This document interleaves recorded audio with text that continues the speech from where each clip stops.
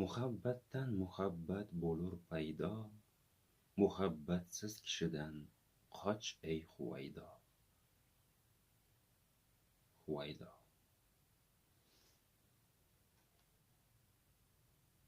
Yillar o'tib ketdi tepangdan gir-gir. Otangning qoshiga bordingmi birdam?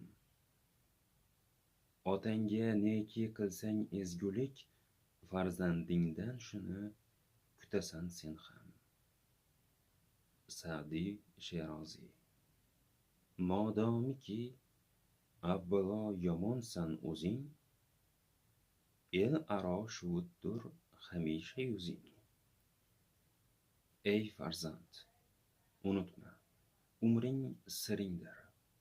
Zotan umr deb atalmish hayot yo'lida uchraydigan turli sinov, qiyinchilik, muammolar, borliqning barcha quvonchu tashvishlarini munosib yengib o'tishi uchun inson astoydil mehnat qilmog'i, o'z ustida ishlamog'i, o'qib o'rganmog'i zarur.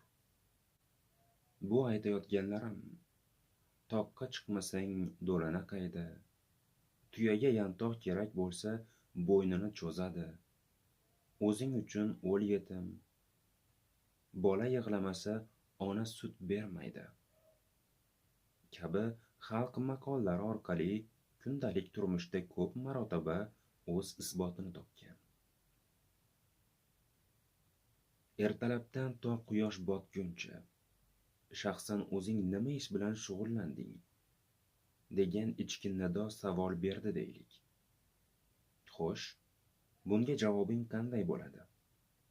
O'shanday paytda sen hech bir qizarmasdan avvalo o'z vijdoning oldida dadil javob bera olsang, demak, kuning bekorga o'tmagan. Haftang zoye ketmabdi.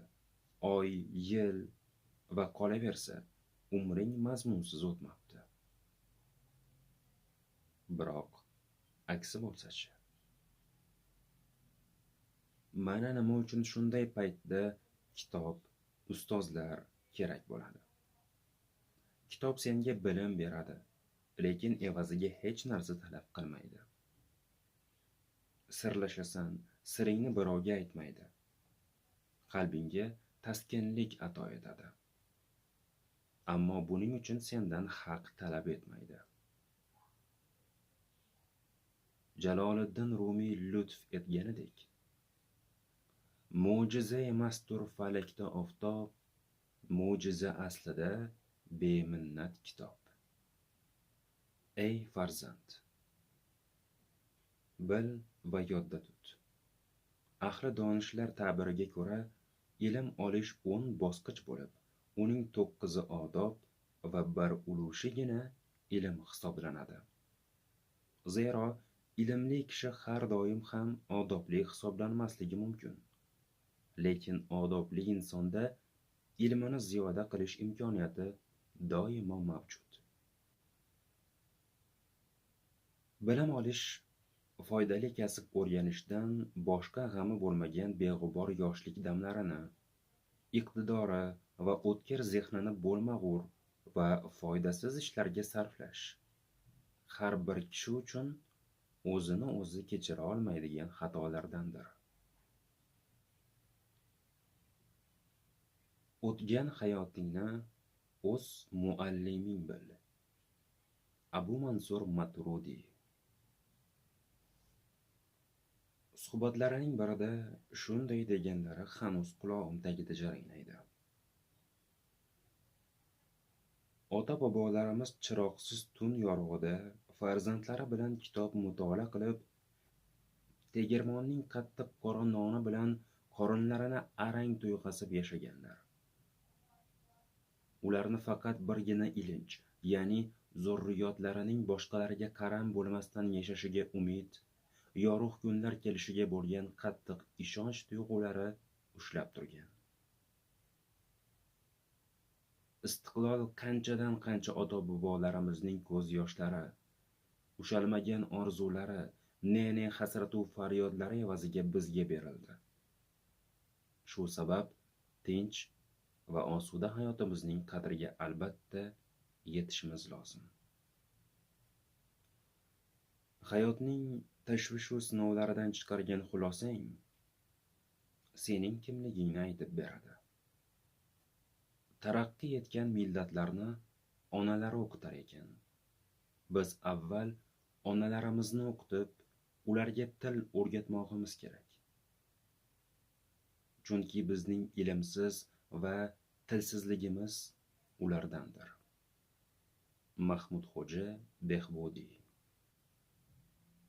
Ey farzand! Bo'lg'usi kuyov va kelin taqdirining oila deb atalmish muqaddas maskanda birlashuvi o'ta mas'uliyatli va nihoyatda nozik munosabatlar mag'zini tashkil etadi. Mazkur muomala jarayonida halol savdo, ya'ni imkon darajasida yigit bilan qizning barcha xislatu kamchiligi, fazilatu noqisliklari, shuningdek sog'lig'ining haqiqiy holati ro'y rost bayon etilishi lozim. Ana shunda bu umr savdosi halol savdoga aylanadi. Hech qanday yozuv chiziqlarsiz o'zaro ishonch, mehr oqibat, uzoq yaxshiliklar nazarda tutilgan quda andalik shartnomasi xayrli yakun topadi. Muhimi, bunday holatlarda tomonlardan hech biri boshqasining manfaati hisobiga aziyat chekishiga yo'l qo'yilmaydi. Yana bir gap. Har bir narsa avvalo niyatga bog'liq. Masalan, saodatli xonadonga baxtli kelin bo'lish orzusi va shunga uyg'un bo'lgan xatti-harakatlar qiz bolani diyonatli jufti halolga yo'liqtiradi. Serfarzand bo'lib, fayzli uy bekasiga aylanishiga zamin yaratadi. Yoki bo'lmasa, yigitning sof ko'nglida bo'lajak oilani muqaddas tasavvur etib, sharm hayoni o'ziga doimiy hamroh qilib, ulug'vor maqsadlarini ko'zlab yashashi, unga o'zi istaganidan ham ziyoda, oqila, iboli, mohijehra bir yorni duch qiladiki, bundan yigitga ko'p va xo'p xursandchiliklar yetadi. Oqibatda bunday yigit va qizdan kelgusida esli xushli, go'zal, qobil zurriyotlar dunyoga keladi. Ona qizim, sharm hayo, qiz bola ichki va tashqi dunyosini ko'rsatadigan ko'zgu. Unda betakror nafosat, pinhona g'urur, nozu karashma, sirli nigoh va umuman dunyo tilsimlarining bari mujassam. Ona qizim, har bir xatti-harakating sening tarbiyali yoki tarbiyasiz ekanligingni namoyon etib turadi. Chunki qiz bola hamisha minglab begona nigohlar nazorati ostida bo'ladi. 5 narsa qalbga xushnudlik bag'ishlaydi. Ular qobil farzand, vafodor jufti halol, sadoqatli do'st, go'zal manzara hamda sog'liqning mo'tadilligi.